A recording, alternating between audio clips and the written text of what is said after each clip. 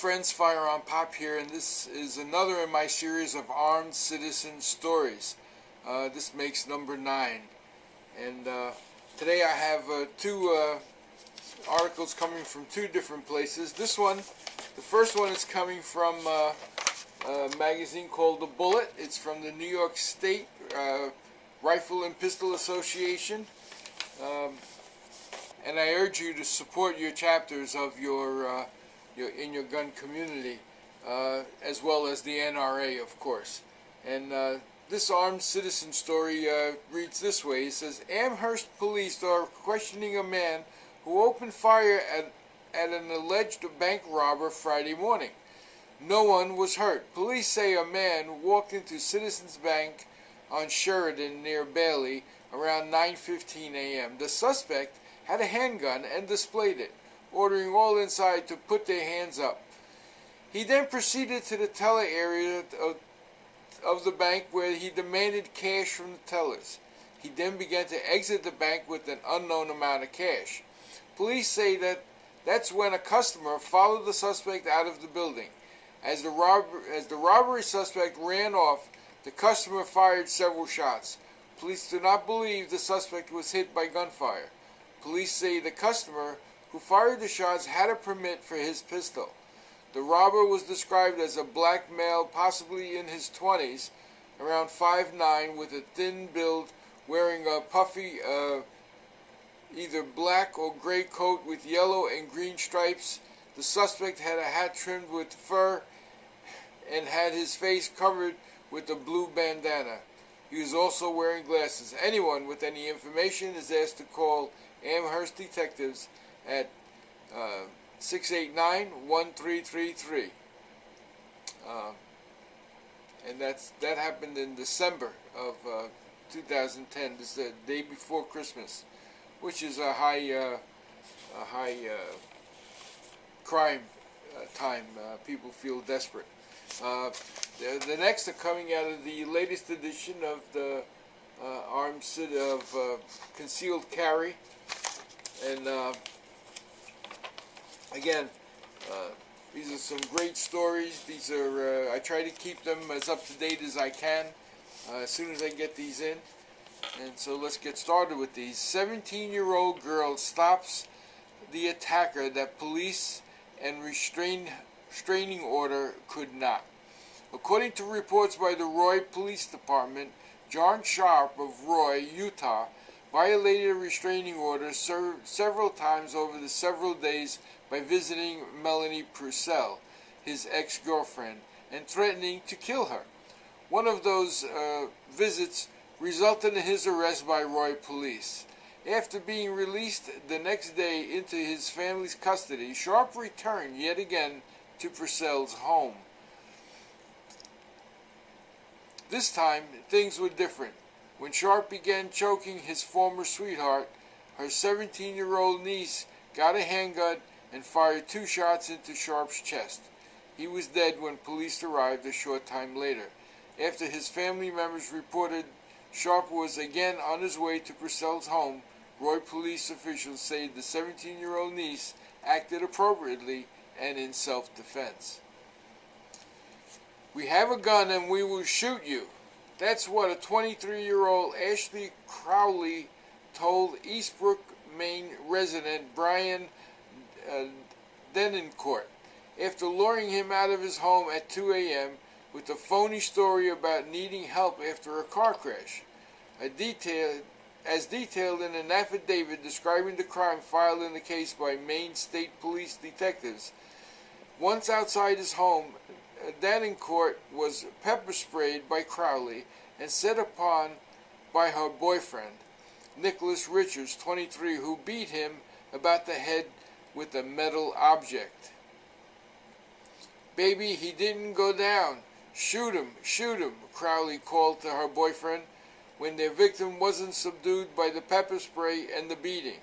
Fortunately, Denoncourt had armed himself with a .357 Magnum revolver before going to the aid of the supposed damsel in distress. With his vision blurred by the pepper spray, and after shaking off blows to his head, he succeeded in making some space between himself and his assailants, drew his revolver, and fired 4 shots at the blurred figure he saw approaching him in his driveway.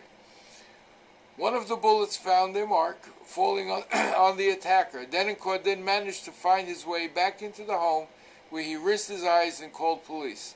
Richards died of his chest wounds, while his girlfriend accomplice was taking him to the hospital.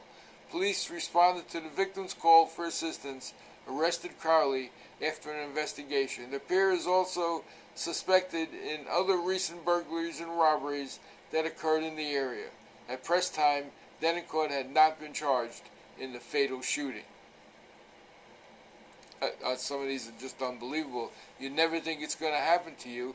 And here, this gentleman went out thinking he was helping a damsel in distress. And thank God he had the presence of mind to bring his .357 Magnum with him. Sometimes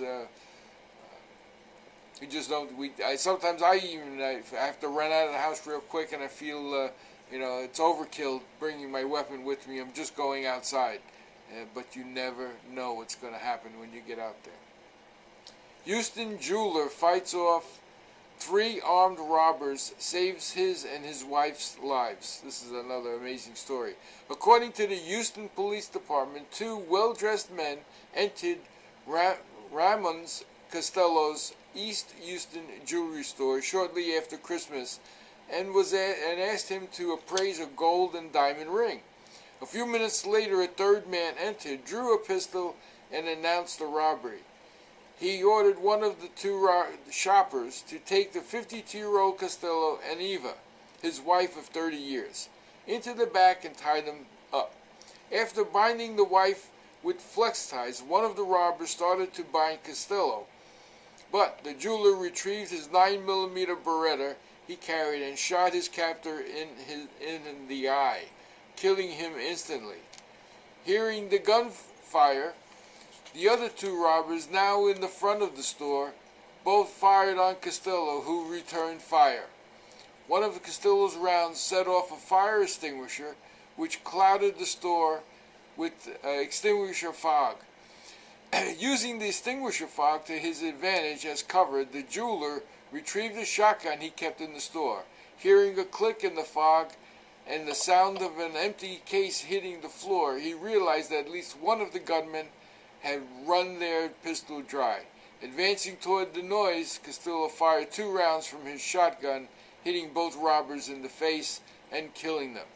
Costello was hospitalized with 4 bullet wounds received in the gunfight and is being hailed as a hero, but he is a reluctant one. He told family members he feels more like a murderer, although his quick thinking and brave actions likely saved him and his wife from execution-style killings at the hands of their would-be robbers. These stories sometimes just they're amazing. They're just absolutely amazing. Armed Georgia Tech student fights off carjackers, kills 1.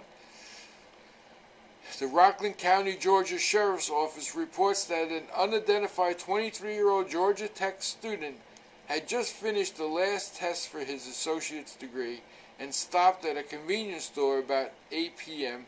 to buy some orange juice. Here we go, convenience stores. Like I said in my last video, we all visit them, we all utilize them, but let's be smart, okay?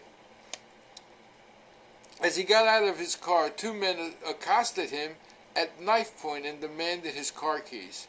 The would-be victim, legally armed with a handgun, resisted his assailants and sustained cuts to his chin and arms, but was able to retrieve his sidearm and shoot one of his attackers in the head, killing him. The second robber fled the scene, although disarmed and taken into custody by a responding Rockland County deputy sheriff.